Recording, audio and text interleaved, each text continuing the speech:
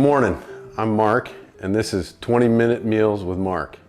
Today we're gonna do pulled pork. The 20 minutes is a little, maybe not quite accurate, but it's gonna take about 20 minutes of prep time and let it cook for 4 to 12 hours. And then we're gonna show you some really killer sandwiches. So to start with, I got a picnic shoulder, Boston butt, pork roast, 1 red onion, 2 jalapenos, copious amounts of beer, and all the other stuff's for the sandwiches. So we're gonna use this. This is gonna be our substitute for a slow cooker, crock pot type deal. Same functionality, but this is what I use. It's a little bit more convenient for me. So to start with, make sure you have washed vegetables. We're gonna slice the onion,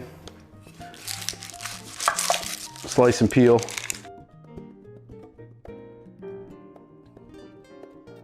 Just cut 1/8 to 1/4 inch slices of the onion. And then we cut it in half. Doesn't need to be precise, just something you gotta do, right? So we're gonna line the bottom of our pan with the onions, because I like onions, but I don't know. Not everybody likes onions. You don't like onions very much? Don't fill the bottom of the pan. Okay, so you just have a nice even layer of onions on the bottom, and then we take our jalapenos.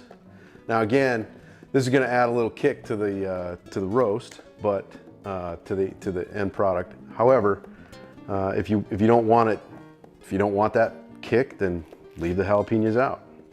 Entirely up to you. So what we're going to do is just cut the stems off, cut them in half. Lengthwise. All right. I flip them over. Some people don't. It's just easier for me. Then I'm going to just cut some strips. We'll put these in. Same thing. Another layer of jalapenos. So the next step is to prep the roast. Boston butt shoulder. So there is a bone in here. I like to get the roast with the bones because it adds a little bit more flavor. What I like to do when I season and prepare the roast, I put down some plastic. It just makes it a little easier for cleanup. So we got that there. I'm gonna open this. And I'm gonna need the sink to rinse this roast off. So now that we've washed the roast, brought it back to our working area here, take a paper towel, or you can take a regular towel if you feel like doing laundry, but you just pat it dry. Not for the trimming part, but it does make it a little easier to handle. So these roasts come usually with a pretty thick fat layer. I'm not a big fan of that. I don't like greasy stuff. Pork is inherently greasy, but I like to cut most of the fat off from the outside. Sometimes every now and then you'll get some with skin. And you just want to cut that off. Some people are going to disagree with that because they say it adds flavor. Well, that's true, it does add flavor, but we're going to take it off anyways.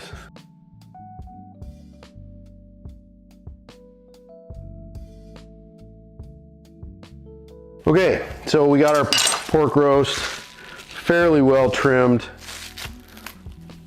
So now we're gonna just score it across the grain. And what we're doing by scoring it like this is we're gonna allow the Cabelas competition rub to penetrate a little bit deeper into the meat. So it's really simple. You score the side, sprinkle it on. This is a great product. You can make your own. A lot of people use chicken bouillon, garlic and pepper. That's one recipe I've seen, just really simple. You just play with it and make it to your taste. You want to get all of it covered. Okay, so we got it basically covered, right? So if we were going to do this for, say a weekend party, maybe we wrap this up now and throw it in the fridge overnight. But we're gonna cook it. We're gonna cook it now. So we take our roast, and I've already I've already determined that this roast is a little big for my pot. So I'm just gonna cut on the end away from the bone. Just gonna cut a chunk off. I'm not gonna throw this away. I'm actually gonna use it. But if I didn't cut this off, it wouldn't fit in our pot. So then we take our roast in the pot. You can put fat cap up, fat cap down, doesn't matter too much. If you put it fat cap up, the fat will kind of render into the meat. If you put it fat cap down, it renders into the solution. Okay, and our other piece, still a little bit much there to throw in here. So we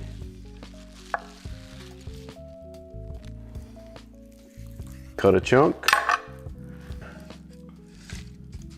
like so.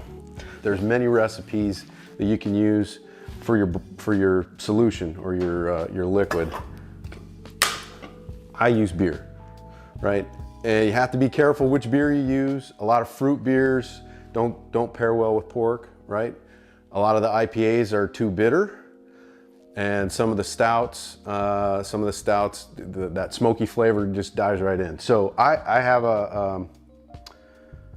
it's an IPA, sessionable India Pale Ale.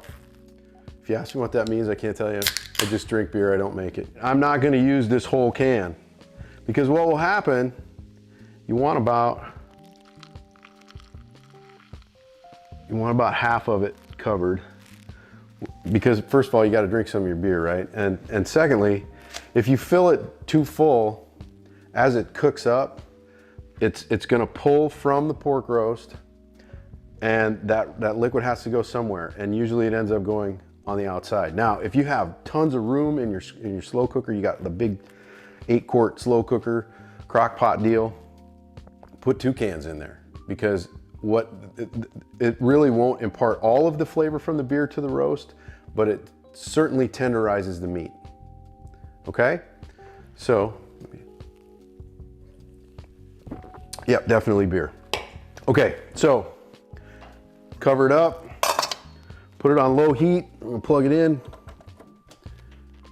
These particular slow cookers have a 1 through 4 on a rheostat. I put it between 1 and 2. 4 to 12 hours later, this roast is done. And 4 hours later, this is what you get. It's called pulled pork, right? So how does that work? I don't know where that comes from. I'm not even gonna try to make something up. I thought it'd be witty, but I'm not gonna.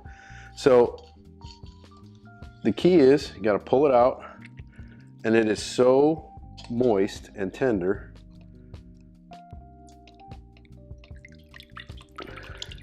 Pull it out, put it on. I have a concave cutting board. You see how it just falls apart because it's so soft. And this is the piece I had to cut apart, cut off, so it would fit in the, there's more in here. You can see the onions and the jalapenos. We have a bone. You just pull everything off, the bone will just fall out. So you just take the 2 forks, pull it apart. Now, if you don't like long strings, well, you got a knife. So you can just cut it. You don't even need to slice, because it's, again, so moist and so delectable. This is one of my favorite meals. Just pulls apart. It goes back into the pot to soak up more of those juices. Again, if you're like super fat conscious, you can take something like that, just get rid of it. I know it doesn't look like I'm super fat conscious, but I'm trying to be, so we're working on it. A couple of things I've learned. I spent a little time in the Navy, and I learned really fast, never trust a skinny cook, so I'm pretty trustworthy these days. I'm gonna pull this apart. Again, we're gonna make another cut. You can cut it before you shred it, or you can cut it after.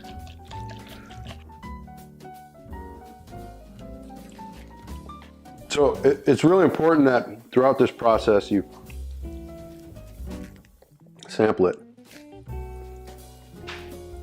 because you wouldn't want to serve something that you wouldn't want to eat.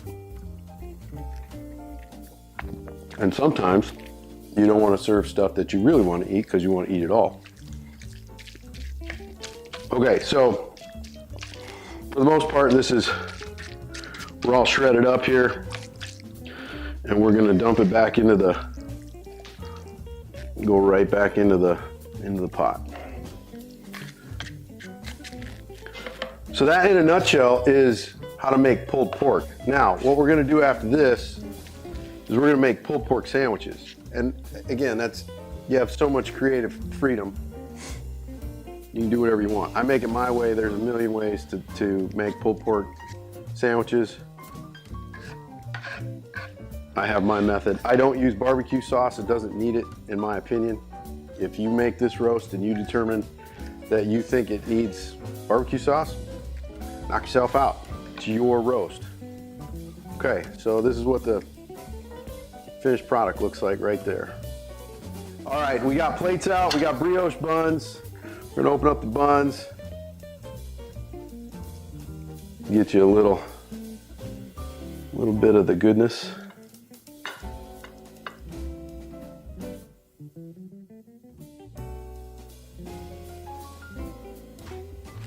I like that little coleslaw. You guys like coleslaw? Who doesn't like coleslaw? It's like un-American to not like coleslaw. Take just a little bit of coleslaw, right on top of not much, just enough for the flavor, a little bit for the texture.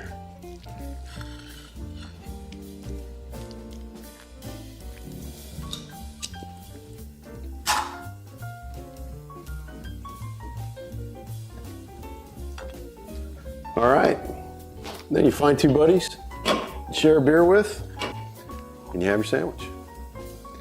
Thanks very much. Have a great day.